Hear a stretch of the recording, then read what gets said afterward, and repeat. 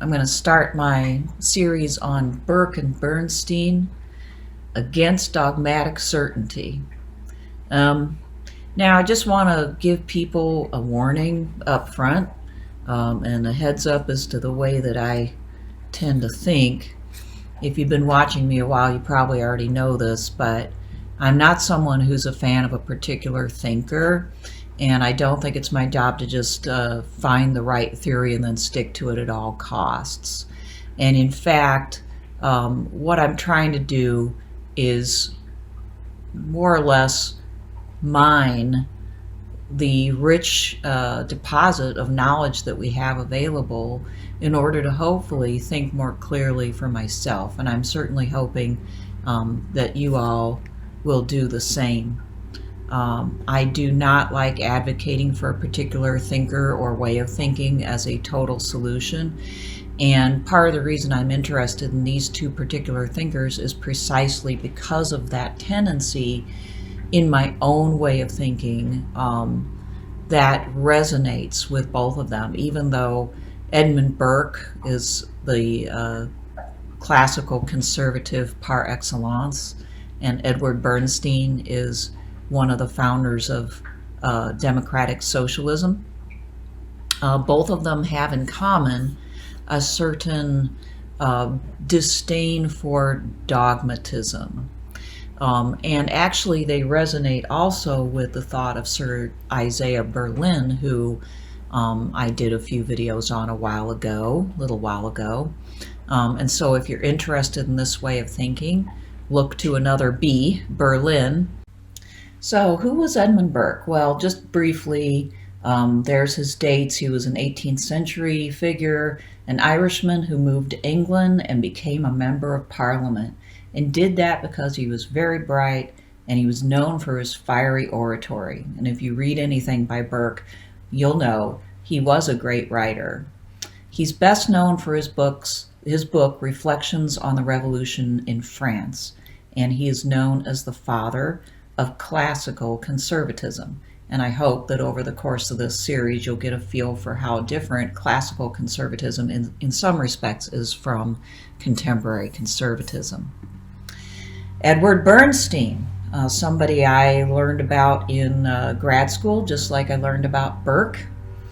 Bernstein is a figure from the late 19th and early 20th century.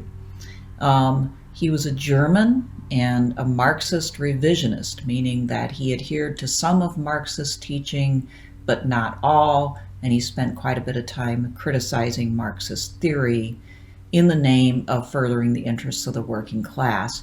He lived for many years in exile in Switzerland and England, and towards the end he stepped on Engels' toes. He liked to show that he was in partial agreement with Engels as opposed to Marx, and kind of characterize Engels as less dogmatic than Marx. But at a certain point, Engels actually got a little bit miffed and said that he was being mischaracterized. He's best known for his work, Evolutionary Socialism, and I'll be drawing from that book in this series. And he is one of the foundational thinkers of social democracy. So let's think first about what goes on at the beginning of the Reflections on the Revolution in France by Edmund Burke. Burke is looking on at the early stages of the French Revolution, and he is very worried about that revolution making its way to England. He's suspicious of a club in his country, probably more than one, but he references one, the Revolutionary Society, that is looking on with admiration at the French Revolution and would like to bring it to the shores of his own country. He thinks of these people as ideologues who take on authority that they do not have. This book, Reflections on the Revolution in France, was written in particular as a response to a young French aristocrat, Charles Dupont, who asked his opinion on the French Revolution. I think that Charles was rather admiring of the revolution or very hopeful about it, and Burke wrote back in a very lengthy letter saying he wasn't so sure he would admire it. So one of the things that Burke makes clear early on in this book is that, in his view, ideas cannot be evaluated in abstraction. He says, quote, "I cannot stand forward and give praise or blame to anything which relates to human actions and human concerns on a simple view of the object as it stands stripped of every relation in all the nakedness and solitude of metaphysical abstraction." Metaphysical is a term that he uses quite a few times in the reflections. And when he says it, he means more or less grand abstraction, or the idea of something as an idea in all of its purity. He doesn't find that very useful. Here's another quote from Burke. He says, "I should therefore suspend my congratulations on the new liberty of France until I was informed how it had been combined with government, with public force, with the discipline and obedience of armies, with the collection of an effective and well-distributed revenue, with morality and religion, with the solidity of property, with peace and order, with civil and social manners." Those are the things, the concrete things of life that Burke finds important for the smooth running of any government. We may differ with him on some of these, but these were the elements, the practical elements as he saw them. And so what he's saying is, how do those abstract ideas that are so extolled by the Revolutionary Society or the French revolutionaries, how do those ideas combine with these very important on-the-ground elements, such as the police and the military force and tax collection and the ability of government to actually, guarantee property rights, and even with morality and religion, these cultural attributes that he thinks bring more continuity and stability to a society. How are those abstract ideas going to affect those actual daily concerns and values of life? So that gives you an indication of how Burke disliked ideological certainty and ideological dogmatism. And here's a couple of indications that he didn't like dogmatism either on the left or on the right. Of course, in this book, he spends a lot more time attacking the left as it represented itself in the French revolutionary ideology. But the right, to the right of Burke, were people who were, the Tories, who were still into the idea of divine right of kings and absolute sovereignty of the monarch. Burke was a Whig, and so for his time he was kind of tending towards the center, in the sense that he accepted the balance of power in the English Constitution between the Parliament and the monarch that was established during the Glorious Revolution. So when it came to the revolutionaries, whether they were in France or in England, he used terms like literary caballers, intriguing philosophers, political theologians or theological politicians, new evangelists, apostolic missionaries, spiritual doctors of politics, and my favorite, archpontiffs of the rights of man. So you can tell from those names that he gives them that he thinks there's a lot of really kind of religious zeal going on in the way that they think, and that they consider themselves to be absolutely right. Then he likewise rejects the dogmatism of the right when he uses this phrase. He says they are old fanatics of single arbitrary power, dogmatized as if hereditary royalty was the only lawful government in the world. Okay, so Burke shows himself to be consistent in his dislike of dogmatism and Johnny One notes, and isn't particularly fond of even those that exist on the right. Okay, well, we have a lot more to say about Burke and all of the nuances of his theory and the many ways in which he rejects dogmatism, but I did want to spend a little time today also on Bernstein and his book, Evolutionary Socialism, and how he starts it out.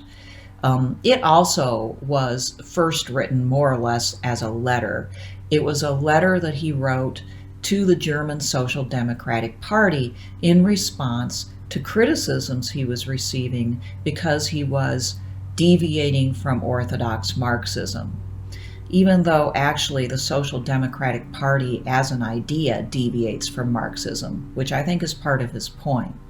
But because he was critical of Marx and his theory, some apparently in the Social Democratic Party were uneasy.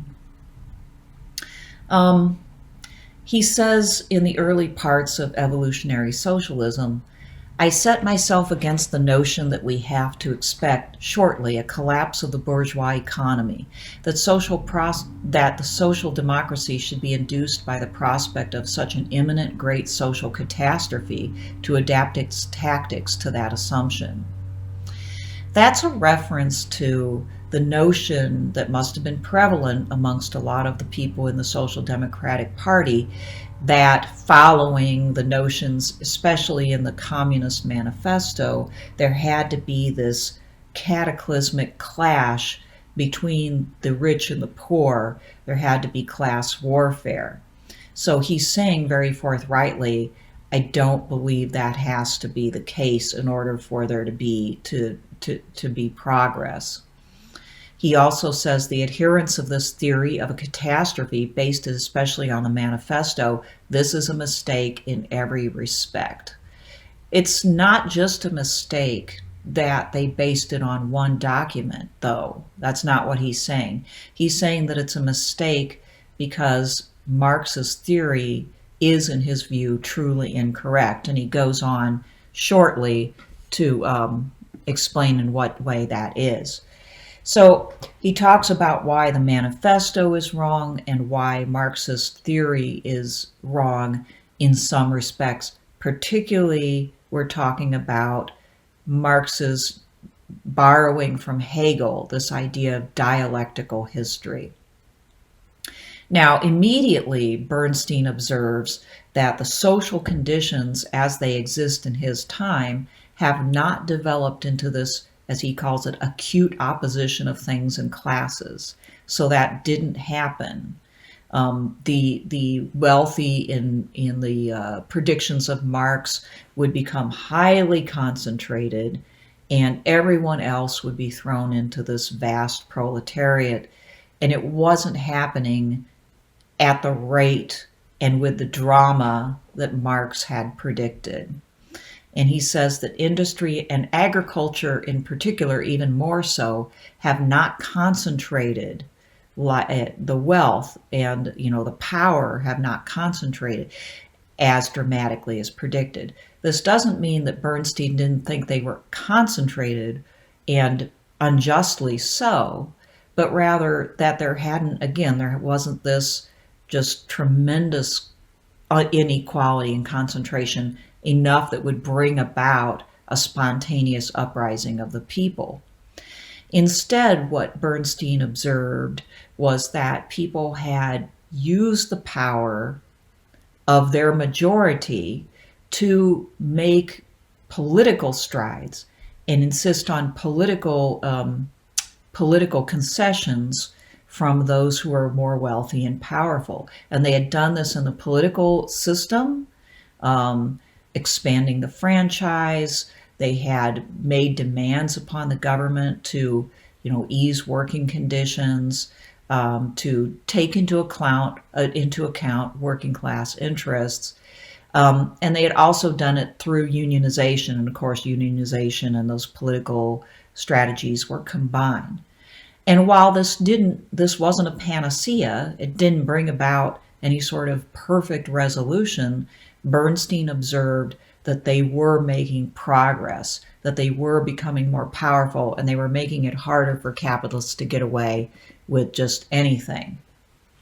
Okay, again, we have to realize Bernstein is speaking about his time, not ours. The conditions may have changed drastically since the time either one of these two fellows wrote. In fact, they did. We're concentrating, or I'm trying to concentrate on how they think, not exactly what they think. And that's why I want to emphasize Bernstein's practicality here. think of the things that he's saying here. He says that he values the working for the rights of the working class and organizations or unions above all. So what guides him, he says, is his concern for the working class. And if what benefits the working class changes over time, then he's going to change with it. He's going to change with the times so that he can advocate what is best for the working class at the time. Here's a quote. He says, "In this sense, I wrote that the movement means everything for me, and that what is usually called the final aim of socialism is nothing." That quote says an awful lot to me about his attitude. What means everything to him is the movement itself. So a lot of Bernstein's criticism of Marxist thought in the early part of Evolutionary Socialism zeroes in on Marx's dialectical materialism, the type of thinking that Marx and Engels borrowed from Hegel, in which history is moving ineluctably towards an end, and there are huge, in Hegel's view, huge, social forces pushing that movement forward. And Marx and Engels, of course, modify that, and they focus more on the huge material forces, right? The means of production, right? And the classes that form out of the era's means of production. Bernstein sees within dialectical materialism too much, more or less, religiosity and dogmatism.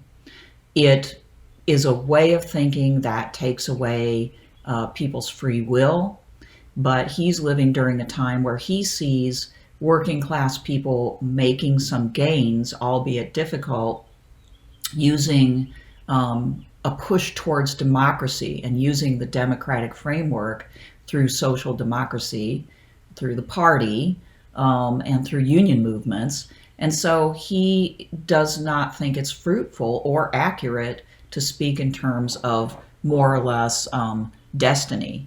In fact, he goes so far as to say, the materialist is thus a Calvinist without God. And believe me, that's a criticism, okay? There we have John Calvin there. I'm sure that Edward Bernstein did not think being a Calvinist type thinker was a compliment. Calvin, of course, believed that, that everybody's soul was predestined from birth, right? You were either going to heaven or you were going to hell. At least that's what Bernstein is probably thinking as he writes this.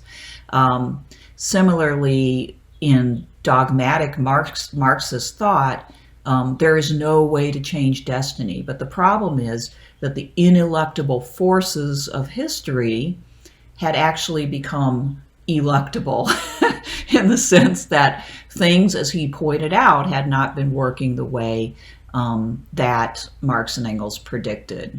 So that dogmatism, again, is something that he is criticizing.